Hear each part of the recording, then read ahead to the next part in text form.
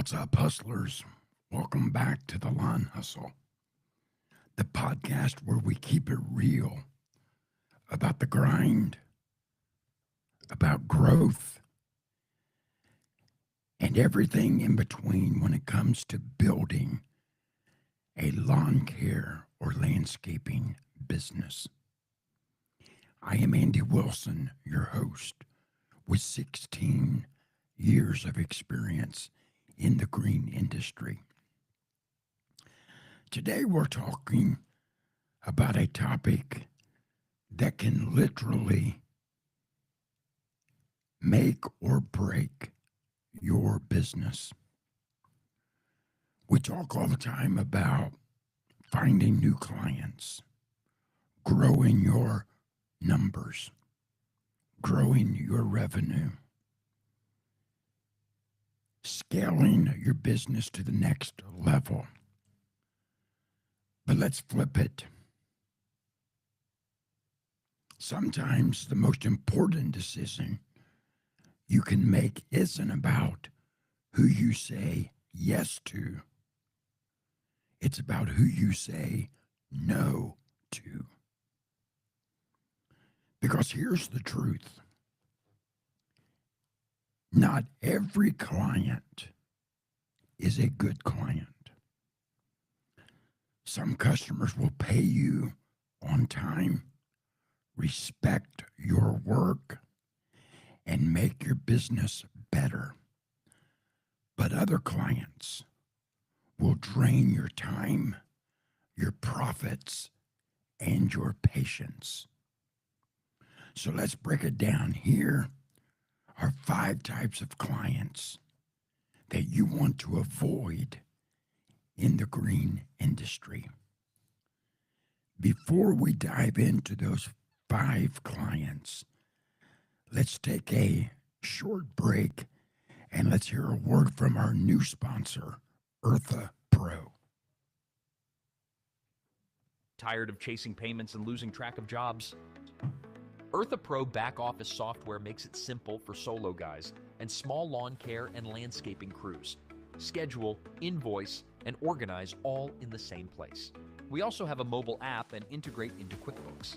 Sign up at earthapro.com with promo code TheLawnHustle11 for a $50 Amazon gift card, 10% off, and personalized onboarding. Eartha Pro, you run the outside work, we run the office.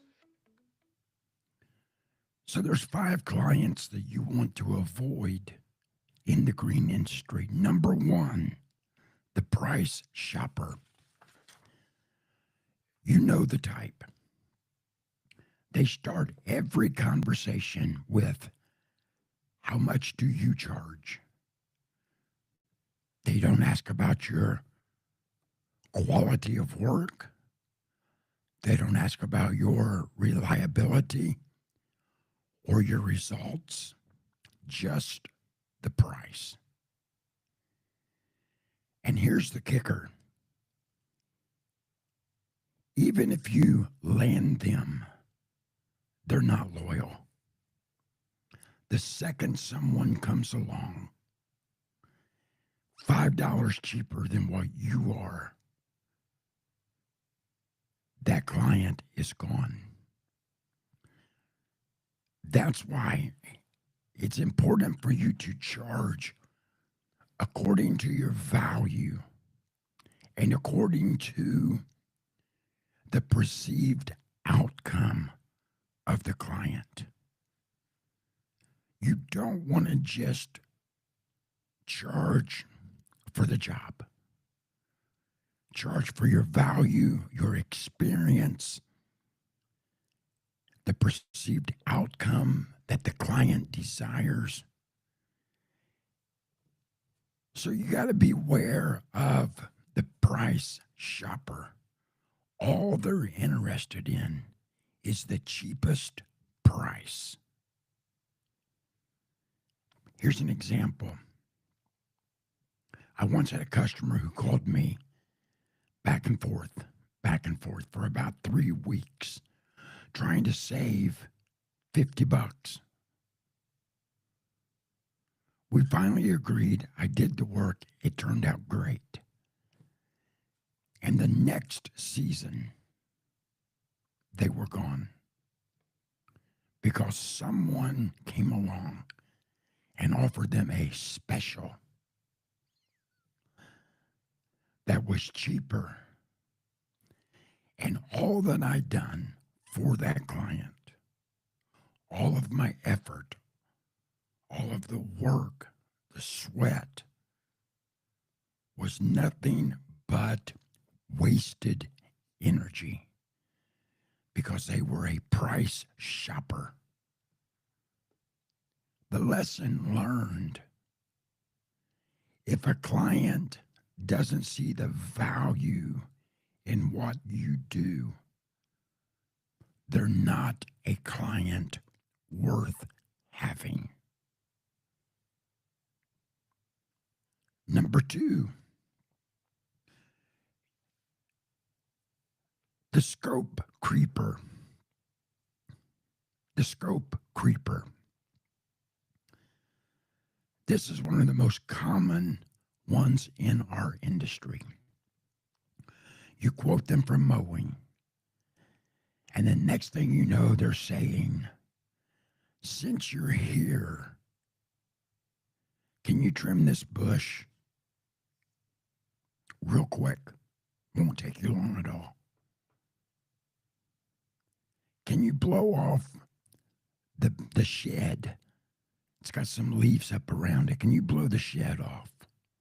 Or while you're here, can you pick up this pile of sticks in the backyard? The storm the other night left some limbs down from our tree. We picked them all up, and they're in a pile. And you walk around, and it's a load and a half full of sticks and limbs and brush.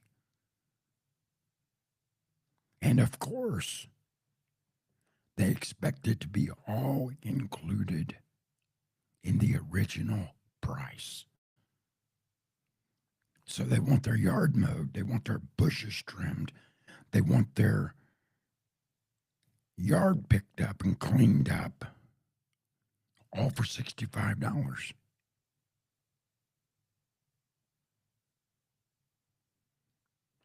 Here's another example. I had a guy that hired us for mowing. First week, he wanted a hedge trimmed. The second week, he wanted the driveway power washed. The third week, he asked if we could spread some mulch that he already had. By week number 4, he had a full honey-do list for me and my helpers, all for the same price. It's a scope creeper. All of that additional work outside of what you estimated is work out of scope.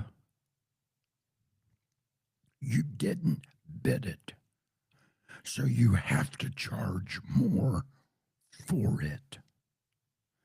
I don't mind trimming the hedge. I don't mind picking up some brush from a storm. I don't mind blowing leaves away from the shed. But it's not free. It's not in scope work. So whatever a client asks you to do outside of the scope of your estimate, it's an additional charge to do it. Don't leave money on the table by continually serving a scope creeper. It's not worth it. It will affect your bottom line. It will affect your morale. The lesson learned is scope creep will eat your time, because if the yard only takes you 30 minutes to mow, but then you got a big pile of sticks to pick up, or you got a hedge to trim, or they want your driveway power washed, all of that takes time, and your time is valuable. So you have to set parameters. You have to be able to explain it to the customer. That's out of scope work. We never discussed it. I never bid on it. I'm happy to do it. But here's what it's going to cost you.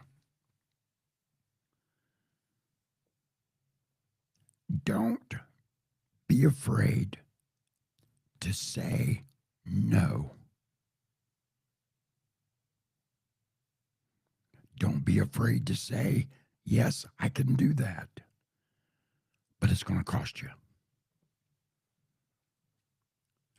The number 3 client to avoid in the green industry is the unrealistic perfectionist.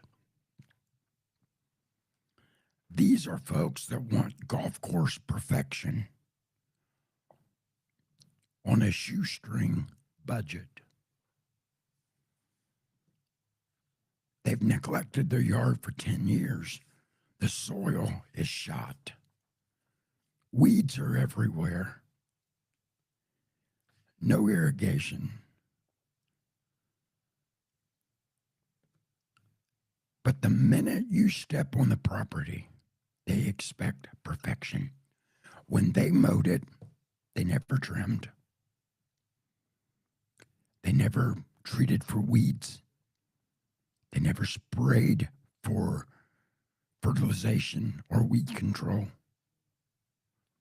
But the minute you step on the property, all of a sudden, now, they want the yard sprayed. They want the flower beds treated. They don't want any weeds in the mulch.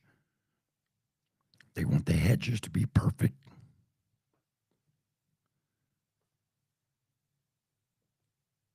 I had a client who wanted a full, lush, green, weed-free lawn.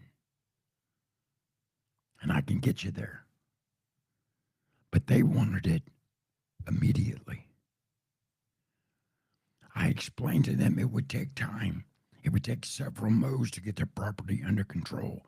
It would take several months of treatment to get the weeds out of the grass, to kill the weeds around the house in the mulch beds or the rock beds. It would take months of consistent care. After the second visit, they were upset and asked, why isn't their yard look perfect yet? The lesson learned here, some people have expectations that you will never meet. I don't care how good you are. And you can be the best in your town. But there are some clients, I don't care what you do, it's never good enough. Because that client is nothing but an unrealistic perfectionist.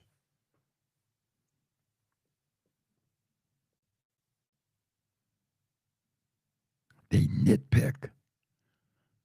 They'll stress you out. They'll always find fault in something that you have done. Sometimes it's better to walk away than to take on the impossible mission. That's why you have to learn what type of client you want to serve. Who is your ideal client? Who is the client that you want to work for?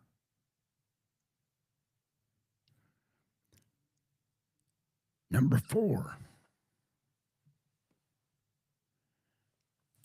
the late payer or the non-payer.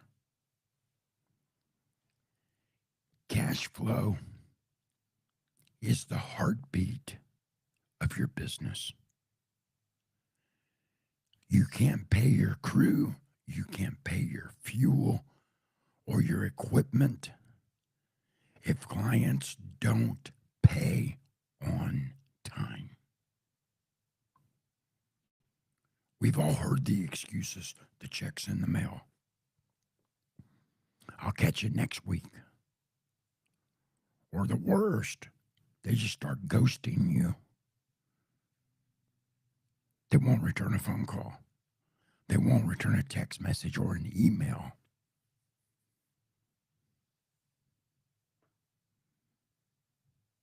I had a client who was always just a week behind. And then 1 week turned into 2, then 3. By the time I finally cut ties with that customer, and I should have done it sooner than I did, but by the time I finally cut ties with them, they owed me several $100s.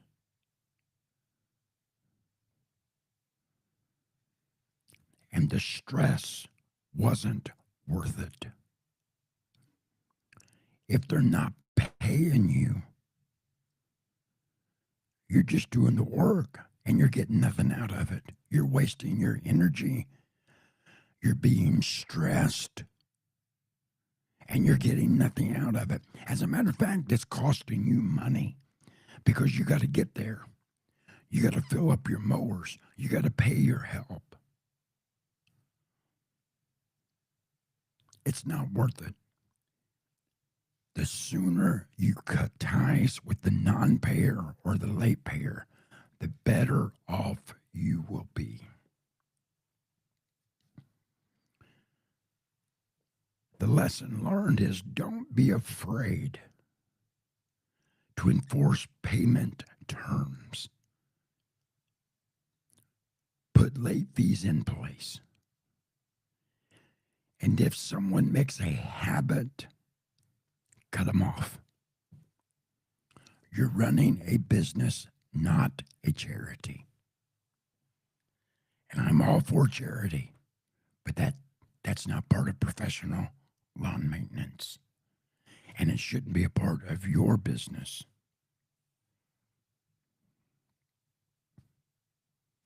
Now, we're going to talk about another type of client that's very important. Number 5, the disrespectful client.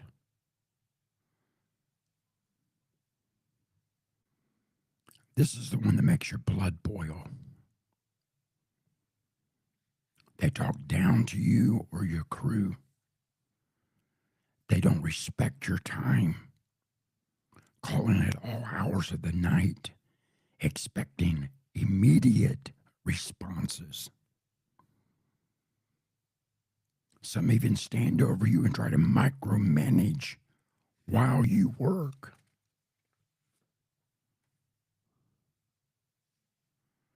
I had a customer once that texted me at midnight asking why their lawn wasn't mowed that day. The thing about it is, it poured rain all day long, and their yard was too wet to mow.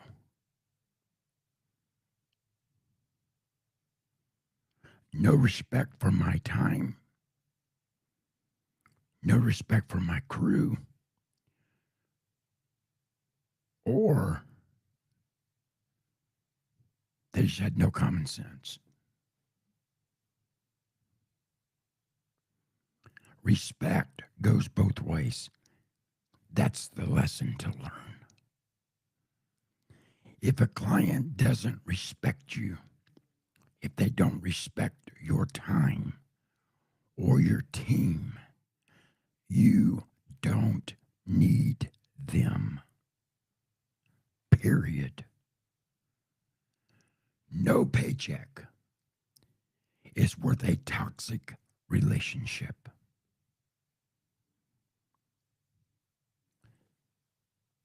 Now, thankfully, today I have a lot of great customers, but it took me a long time to weed through and get rid of the clients that I didn't want to serve or need to serve. So you have to spend time learning, figuring out who do you want to serve? Who is your ideal customer? So hustlers, here is the takeaway. The wrong client will cost you way more than they pay you. They'll drain your time. They will hurt your business and your reputation. Because as soon as something doesn't go the way they think it should, they're going to tell everybody about it. So they'll ruin your reputation. And they will block you from serving clients who actually appreciate you and your work. I've got one customer, every time I mow, we load up, we pull away from the property. Within just a few minutes, my phone will alert me to a text message. And the text message always says, "Thank you, Andy. I appreciate all you do for me. The yard looks great." I love those customers. That's the kind of people I want to serve. You see, I can't demand respect. I earn it. And neither can a client. They cannot demand my respect, but they can earn it. And it's those customers that I don't mind going above and beyond to make sure that I take care of them, make sure I take care of their property, make sure everything looks great. Remember, it's okay to say no. In fact, saying no is one of the most powerful things you can do to protect your business and your sanity. So ask yourself, which of these 5 clients have I dealt with? And more importantly, how are you protecting yourself from dealing with them again?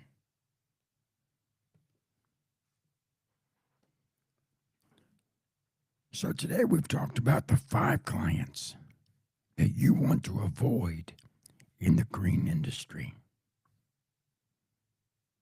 If this has resonated with you, share with another lawn care pro who's grinding through these same challenges. Hit me up on Instagram, TikTok, Facebook, or YouTube. Let me know which type of client is your biggest headache. Until next time, keep hustling, keep grinding, and remember, you don't need every client, just the right ones. Until we talk again, I hope you have a great week. Thank you for listening. Thank you for your support. We'll talk again real soon.